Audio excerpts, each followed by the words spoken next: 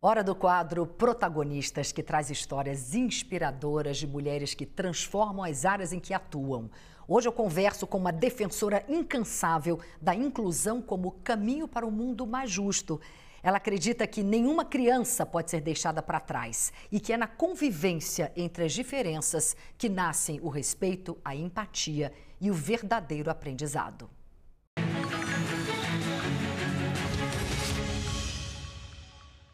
A protagonista de hoje é Carolina Videira. Ela é neurocientista e especialista em gestão de diferenças. Depois de 13 anos na área comercial de duas grandes empresas, Carolina deixou o mercado corporativo e fundou a ONG Turma do Giló, que gera transformação social e cultural em empresas e escolas.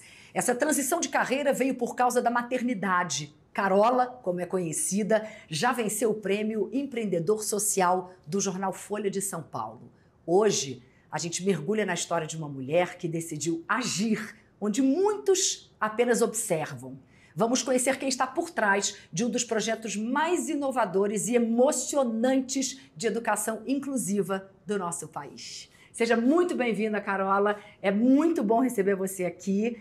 Primeira pergunta, eu faço a mesma para todas vocês. Quem é Carola Videira? Obrigada, Cris. Obrigada pelo convite. É um prazer estar aqui com você. Carola Videira é uma mulher inquieta. Inquieta frente às desigualdades, às injustiças, essa cultura de abandono que tem no nosso mundo, mas que, como você bem disse, resolveu agir. Ela tem vários papéis. Eu sou filha, eu sou irmã, eu sou mãe, eu sou mulher, eu sou CEO de um negócio social. E eu tive, assim como muitas pessoas, muitos abismos na minha vida, mas foi em cada um deles que eu encontrei coragem para mudar, ao invés de esperar que o mundo mude. Então eu sou uma pessoa que muda o mundo com propósito, porque eu tenho certeza que enquanto uma pessoa não couber no mundo, nenhuma outra cabe. E como a maternidade mudou o rumo da sua carreira, como eu disse no começo aqui? A minha primeira gestação, meu primeiro filho, eu sou mãe de duas crianças, do João e da Maria. Mas o João chega ao mundo com múltiplas deficiências, uma síndrome rara, uma criança que nunca foi capaz de fazer nenhuma atividade sozinho, sem a ajuda de um adulto, mas que quando foi para a escola me disseram que ele não seria capaz de aprender. Aí a neurociência atravessa a minha vida, porque a certeza absoluta que a gente tem é que todo mundo é capaz de aprender, todo cérebro aprende, mas que eu teria que provar para a escola e para a sociedade que ele era apenas mais um aluno, mais um estudante, que a gente não poderia deixar ele para trás. E aí, nesse momento, eu tirei um sabático, depois eu pedi demissão e fui empreender e trazer ciência, informação, tecnologia para dentro das escolas brasileiras para garantir que ninguém ficasse à margem. E como você conseguiu mostrar para as escolas que, de fato, o seu filho era capaz de aprender? Isso foi muito difícil. Primeiro, por mais que eu tivesse voltado para a universidade, voltado a estudar, me especializado, eu já era neurocientista, mas eu tive que estudar a neurociência aplicada à educação. O descrédito de você ser a mãe da pessoa, então de acharem, né, você é a mãe, você não é especialista. Eu busquei muita informação fora do Brasil e entendi que aqui nosso sistema de educação estava para trás. Então eu precisava trazer todas essas informações para cá. O João, especificamente, foi colocado para ele uma tecnologia assistiva de ponta que fazia a leitura do movimento dos olhos, porque ele não falava, ele não andava, ele não conseguia se comunicar da maneira como a gente está acostumado. E essa tecnologia mapeava os olhos dele, quando ele piscava era como se ele piscasse o mouse. Então ele passa a conseguir controlar um dispositivo e através das piscadas ele foi capaz de mostrar não só o aprendizado todo dele, ele estudou até o 9º ano do ensino fundamental, mas ele me deixou muito cedo. A Turma do Giló nasce quando o João tinha 4 anos de vida. Tem 10 anos hoje que a Turma do Giló tá completando. E o João faleceu aos 13 anos em decorrência dessa síndrome, mas a escola já não tinha mais dúvida de que ele era capaz de aprender. E ali eu passo a escutar, primeiro, né? É um milagre ele mostrar para a gente que ele é capaz.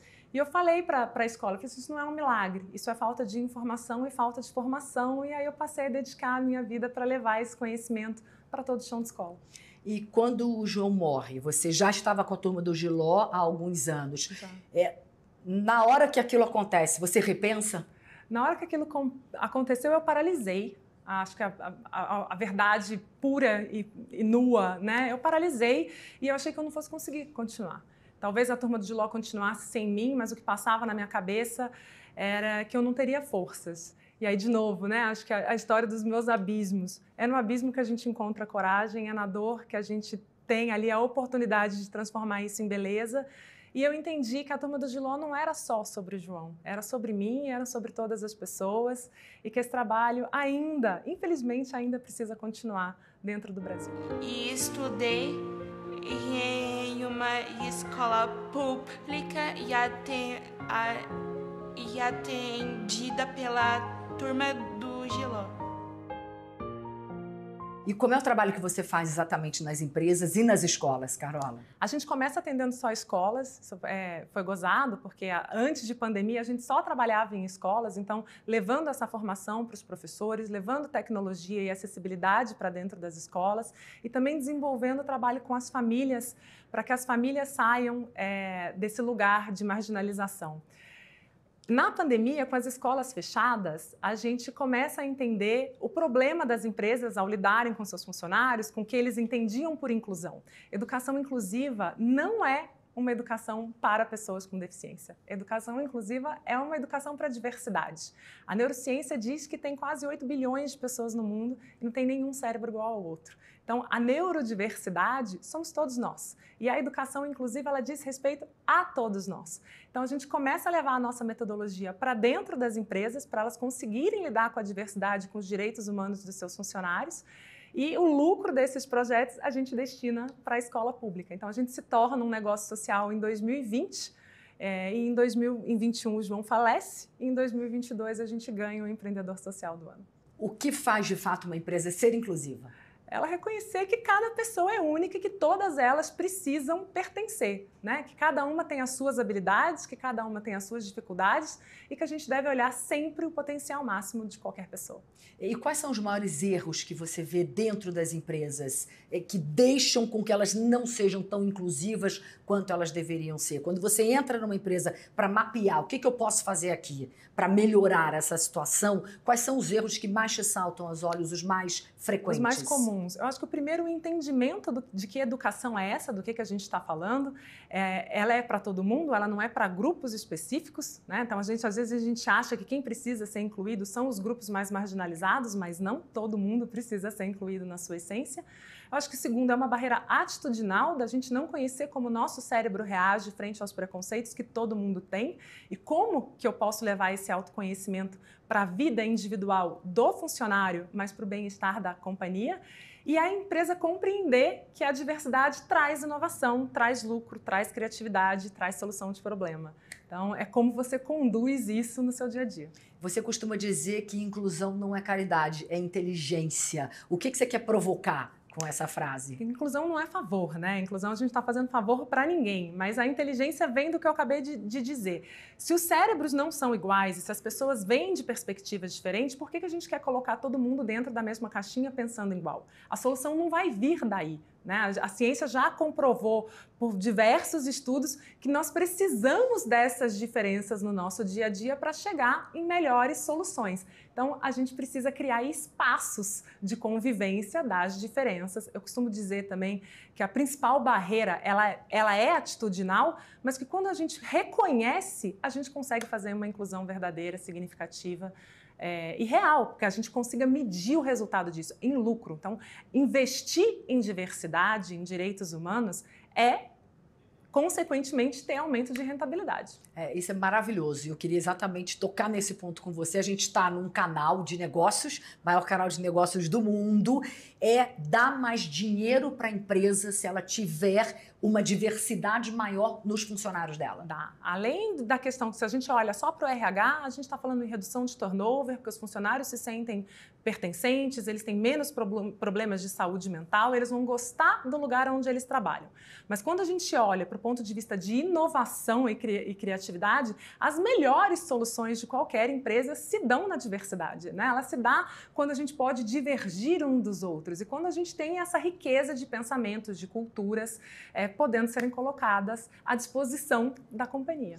Sabe uma coisa que me veio muito à cabeça? Antigamente a gente ouvia muito, nossa, é ótimo trabalhar com a Carola, porque eu olho para ela, ela sabe o que eu estou pensando. Isso é horrível, isso é péssimo, porque se você sabe o que eu estou pensando eu. Exato. Então eu mesma faço. Eu quero que você traga um novo olhar, Exato. eu quero que você traga uma visão diferente daquilo. Eu falo que uma liderança inclusiva é quem é um líder inclusivo? O líder inclusivo é aquela pessoa que chega para outra e fala, me desafie, duvide de mim, me questione, diga que eu estou errado, né, e me traga uma outra solução. Então é uma questão de cultura. A cultura inclusiva exige ação e exige escuta. Na sua opinião, esse tema inclusão e diversidade, ele infelizmente está ficando mais de lado ultimamente? E qual seria o efeito Donald Trump nisso? Eu escrevi recentemente sobre isso. A gente vê, né, uma série de companhias publicando que estão fechando áreas de diversidade e inclusão. Muito nos Estados Unidos, mais do que aqui ainda. Aqui está chegando, Cris. Eu já vi algumas grandes empresas... Né? Já fecharem áreas, fazerem cortes orçamentários para determinados projetos, mas eu sou uma otimista. Eu sempre costumo ver o lado cheio da situação. Diversidade e inclusão, a sigla DEI, ela também é uma sigla de moda. Essa sigla já teve outros nomes. Já teve nome como ESG, né? Já teve objetivos globais de sustentabilidade.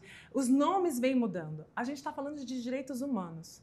Eu não consigo acreditar que grandes empresas que sabem do seu negócio melhor do que ninguém, que elas vão deixar de investir em diversidade porque elas vão prejudicar o resultado das suas companhias. O que eu acredito que esteja acontecendo pelo fenômeno do Donald Trump são as pessoas evitando esse termo. Então, a sugestão, inclusive as empresas, nossos clientes que nos procuram, falam como que eu toco essa pauta sem falar em diversidade e inclusão? Eu falo em educação para direitos humanos. Educação para direitos humanos é um tema universal e ninguém vai querer que a empresa não seja diversa para poder gerar resultado e bons números aqui, né, quando a gente está falando de inovação. Eu sei que você esteve no South by Southwest, maior festival de tecnologia, inovação e criatividade do mundo, em Austin, no Texas, esse ano. Ano passado estivemos lá juntas. Esse ano eu não pude ir por causa do nosso canal, que tinha estreado há pouco tempo. Mas minha pergunta é a seguinte, como esse tema foi tratado lá? Com muita verdade, com honestidade, e ele foi tratado do começo ao fim.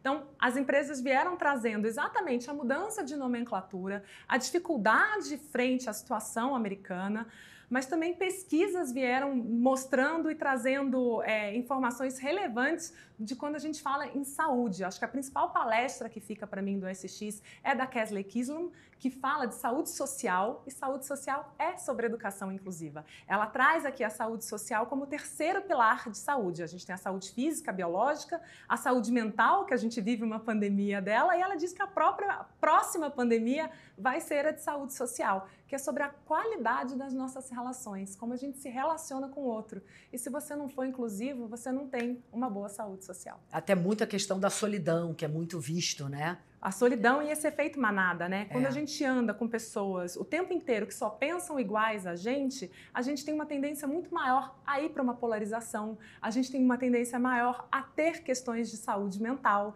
e até saúde física, porque a gente vive na raiva, né? Então, a gente aprender sobre saúde social, sobre educação inclusiva é o caminho que o SX nos mostrou esse ano. E já que estamos falando de SXSW, e é um festival de tecnologia, de que forma a tecnologia pode ajudar nessa inclusão? E principalmente no ambiente do mercado de trabalho. Maravilhoso. A tecnologia, ela está a favor da educação, seja ela qual for, né? Em qualquer lugar. Em qualquer lugar. Quando eu falo educação, e a gente não está falando de escola, é educação para o resto da vida corporativa, na vida pessoal, lifelong learning, né? Essa é o termo. Aprender, né? Aprendiz a vida toda. Aprendiz a vida toda. A tecnologia ela é um grande facilitador disso. E hoje, as soluções de tecnologia para a educação inclusiva se baseiam na personalização. As inteligências artificiais são personalizáveis, né? Então, eu entendo quem é a pessoa, qual é a necessidade que ela tem e eu vou adaptar o meu currículo, eu vou adaptar o meu conteúdo para ela, utilizando as individualidades dela e não pensando em uma média, porque média não serve para ser humano, média serve para matemática. Como mãe e mulher, quais são os conselhos que você dá para outras mães e mulheres que estejam aqui nos assistindo e que gostariam também de transformar vidas, como você faz todos os dias? Acho que todo mundo pode transformar a vida a qualquer momento, basta querer. Acho que isso que eu trouxe. Viver o presente, fazer a mudança no dia de hoje, não deixar para daqui a algum dia. Coragem, porque ser mulher e estar no mercado de trabalho, ser mãe é extremamente desafiador. Então, eu também não gosto de romantizar isso. Vai lá e faz. Vai lá e faz, mas de uma maneira, Cris, que nós fazemos juntas há algum tempo, que é uma puxando a outra, uma ajudando a outra. Tem uma rede de apoio. Desenvolvendo a outra, acreditando na outra, porque a gente precisa ainda ocupar muitos espaços, mas dá para fazer. É só começar ao seu redor e depois você escala. Você percebe que já houve um avanço em relação a essa questão das mulheres, de mulheres chegando mais em cargos de liderança, mas ainda temos muito que caminhar nessa jornada? A gente ainda tem muito para caminhar, demora essa percepção, né, de mudança. E eu acho que a gente começa a nos apoiar um pouco mais, mas precisa ser mais. Já existem muitas pessoas em cargos de liderança, mas esse apoio precisa ser mais intencional. A gente precisa de mais intencionalidade para poder ocupar e sermos quem a gente quiser ser. Esse quadro se chama Protagonista. O que significa para você ser protagonista da sua vida e ajudar outras pessoas a serem protagonistas das histórias delas? Cris, que pergunta potente. Primeiro, agir com a sua verdade e você ter as rédeas da sua vida. Né? Acho que a maioria das mulheres ainda dependem de outras pessoas e não assumem ali o seu papel de protagonista. Então, se está com medo, vai com medo mesmo. Se está com receio, vai com receio. E dá para fazer, não deixe ninguém te descredibilizar, porque nós somos potência e nós podemos fazer tudo aquilo que a gente quiser fazer. Carola, bom demais conversar com você. Muito obrigada, minha amiga linda. Obrigada. Até a próxima. Desejo mais sucesso ainda para você. Obrigada.